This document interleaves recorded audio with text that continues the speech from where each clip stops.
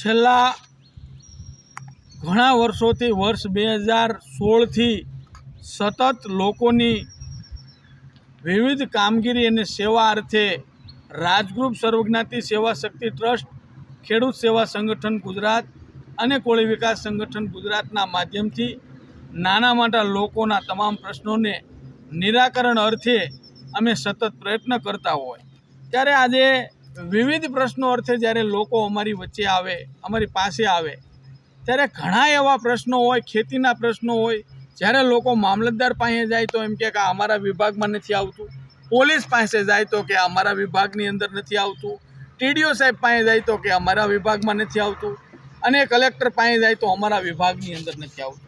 પરંતુ તાલુકા મથકનો કોઈ પણ પ્રશ્ન હોય તો સામાન્ય જનતાને માહિતી પૂરી પાડવાની કે તાલુકાનો કોઈ પણ પ્રશ્ન હોય તો એની અંદર મેક્સિમમ તમામ પ્રકારની કામગીરી મામલતદારે કરવાની હોય છે. પરંતુ આ કામગીરીને ન કરવાના બદલે બીજા અધિકારીઓને મોકલી દેતા હોય છે.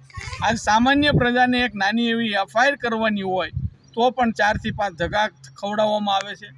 એક પણ કચેરીની અંદર કોઈ પણ સામાન્ય પ્રજાની વાત સાંભળવામાં આવતી નથી, એને ધર્મના ધક્કા ખવડાવવામાં આવે છે.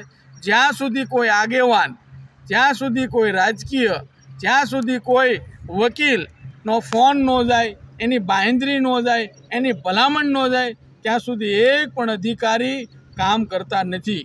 તો આ અધિકારીઓને એમ ન સમજવું જોઈએ આ ગરીબ જનતાના ટેક્સના પૈસામાંથી તમામ લોકોના પગાર થતા હોય છે. કલેક્ટરથી માંડીને પટ્ટાવાળા સુધી આ બધા લોકો જનતાના નોકર છે.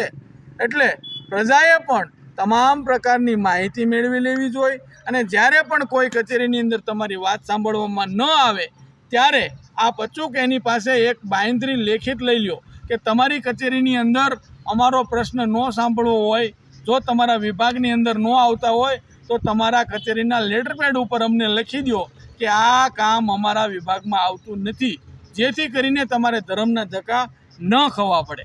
અને તમામ અધિકારીઓને પણ અમે હજી વિનંતી કરી છે કે કોઈ પણ સામાન્ય પ્રજા હોય, કોઈ રાજકીયનો ફોન આવે, કોઈ વકીલનો ફોન આવે ત્યાર પછી જ તમારે કામ કરવાનું. તો તમારે અચૂક નાના વ્યક્તિ આવે એનું કામ 100% કરવું હોય તો તમારે 100% કામ કરવું જોઈએ. અને જનતાને પણ અપીલ કરવામાં આવે છે કોઈ પણ વિભાગની અંદર કોઈ પણ અધિકારી, પોલીસ સ્ટેશન હોય, મામલતદાર વિભાગ હોય કે પછી નગરપાલિકા હોય, પંચાયત હોય કે પછી મામલતદાર વિભાગ હોય, એની અંદર કોઈ અધિકારી તમારા ખરા કામના પૈસા માગે, લાંચ માગે, રૂશ્વત માગે તો 2 ધડક પૂરી તાકાતથી અમને જાણ કરો. આવા અધિકારીઓને આપણે કાયદા વ્યવસ્થાનો પાઠ ભણાવવો છે. કારણ કે આજે એક પણ કચેરી એવી નથી, ઘણી જગ્યાએ ખૂબ મોટો ભ્રષ્ટાચાર થાય છે.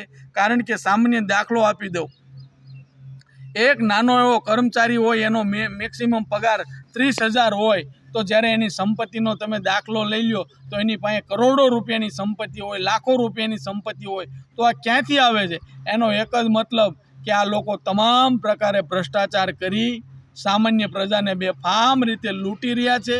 તો કોઈ પણ કચેરીની અંદર તમારી પાસે આવા લાંચ રૂશ્વત માંગતા અધિકારીઓ ભ્રષ્ટાચારી રૂપિયો ખરા કામના પૈસા માગે તો રાજગૃહ સર્વજ્ઞાતિ સેવા શક્તિ ટ્રસ્ટને જાણ કરો. અમે આ કાયદો અને વ્યવસ્થા આ જે તમારી પાસે પૈસા માગે એને સંપૂર્ણપણે કાયદા વ્યવસ્થાનું ભાન કરાવશું. જય હિન્દ, જય ભારત.